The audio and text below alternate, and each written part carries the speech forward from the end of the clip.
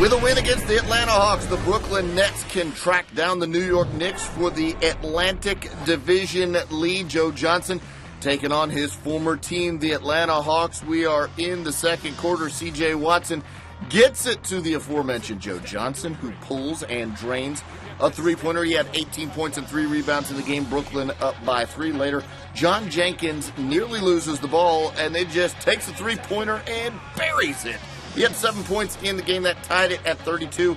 Later in the second quarter, this is Josh Smith, Atlanta's star, working his way to the basket. Spin cycle and the two-handed jam. He was 9 of 14 from the field, but Brooklyn in front 49-48. Deron Williams driving to the basket, and loose ball falls on the floor. Tough fall there for Deron Williams. We go the other way, but yeah, the concern here is Deron Williams falling on the floor. He would leave the game, but he did return, so that's the good news for Nets fans. Third quarter action, Joe Johnson to Deron Williams. There he is, knocking down the jumper. 18 points, 8 assists in the game.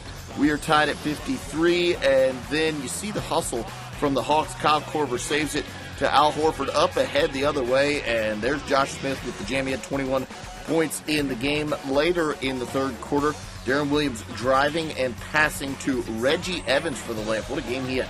14 points and 22 rebounds, but Atlanta up by a single. Later, fourth quarter action now. It's Al Horford driving,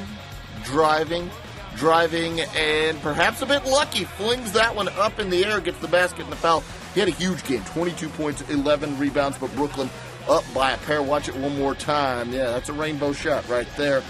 Again, Brooklyn 77, Atlanta 75. Josh Smith outside for a three-pointer. He was efficient from the deep land in this one. 2 of 3 from range in the game. 91-83, Atlanta in front, and then Al Horford finishing it off.